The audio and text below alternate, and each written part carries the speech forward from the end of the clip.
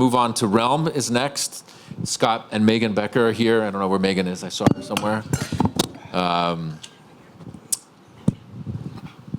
Realm is an interesting estate because when I started tasting these wines many years ago, there were no estate vineyards. Did we drop a glass? We're good? Okay. All right. When I first started tasting those wines, Realm owned no estate vineyards and no winery. Now I've lost track of how many vineyards they own and how many wineries they own, but it's like several in each category. And so that's quite a dramatic transformation in a really short period of time. And today we'll be tasting their Hartwell, the quote-unquote Hartwell wine, which is from the Stag's Leap property that's one of your nucleuses now. So Scott, thanks for being here, and tell us what we need to know. All right, thanks for having me. Maybe I'll try to pick up on something Bruce just said, talking about kind of each wine here being the work of generations. And if you think about this panel, frankly, you've got multiple generations of Napa Valley here. And I don't mean necessarily family, although that's absolutely the case for you, Bruce and Tim, but I just mean in terms of when we all came to Napa.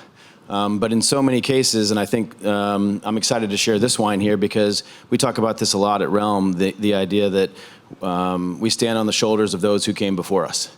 And so this 2021 vintage of Hartwell XX is coming from 35, 36-year-old vines that were planted before us. We actually bought this parcel from the Hartwell family in 2020. So this was our first vintage farming it, but there was a history that goes back long before that.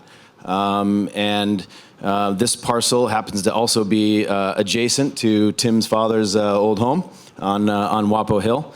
And I think it's kind of a cool story of where Napa Valley is today. So we are now the stewards of this property. But before us, it was planted by Bob Hartwell, who bought the property in the late 1980s.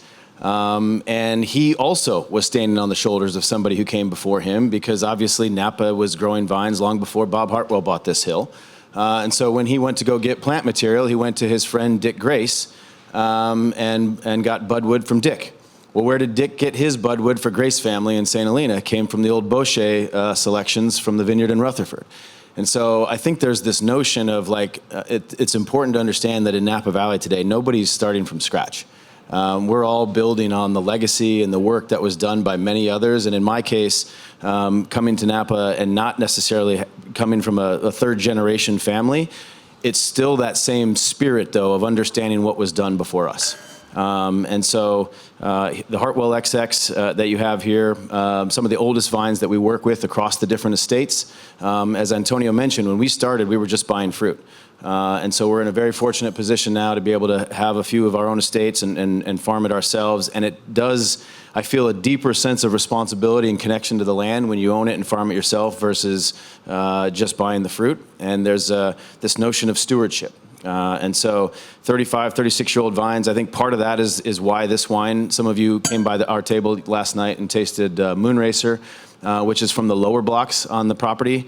I think it's the age of the vines, fragmented sandstone, a little bit warmer climate on the top of that hill than in the lower blocks. And so part of that may be the reason why Hartwell XX is a denser wine compared to Moonracer.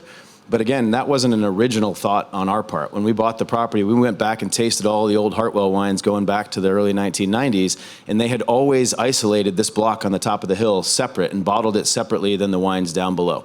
And so again, we're sort of carrying on something that they started. And so when we took over the parcel, we of course asked if they were interested in us continuing with the name, and that's where the Hartwell name came from.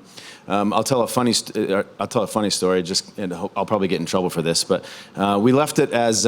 Please do get in trouble. Okay, we left it as XX. So everybody's like, well, why'd you call it Hartwell XX? Why not just Hartwell? Well, my original thought was to call the wine Hartwell Grace.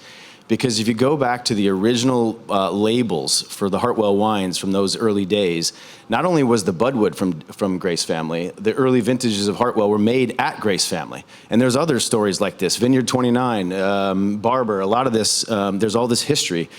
And so I was like, well, why don't we bring that back? And so I went to Dick Grace, and he's like, great idea.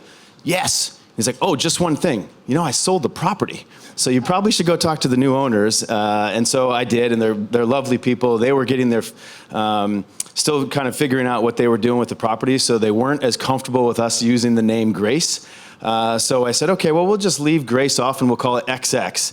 But here I am still telling the story on camera, and I'm going to probably get in trouble from them. But I think there is this notion of kind of respecting where things came from. And so I think to understand Realm Hartwell XX, you have to first understand the history going back to Hartwell, then to Grace family, and all the way back to the Bochet Vineyard, which was, I think, pretty legendary in the 60s and 70s, and part of Beaulieu, and then became part of Freemark Abbey. And so that's the history of Napa Valley today. There's this balance, and as Kia comes up next, of entrepreneurship and technology, but then at the same time, there's also this nod to the past and understanding what was done before us. And you can't understand where Napa Valley is going if you don't first understand where it's been. Thank you so much, Scott. That was great.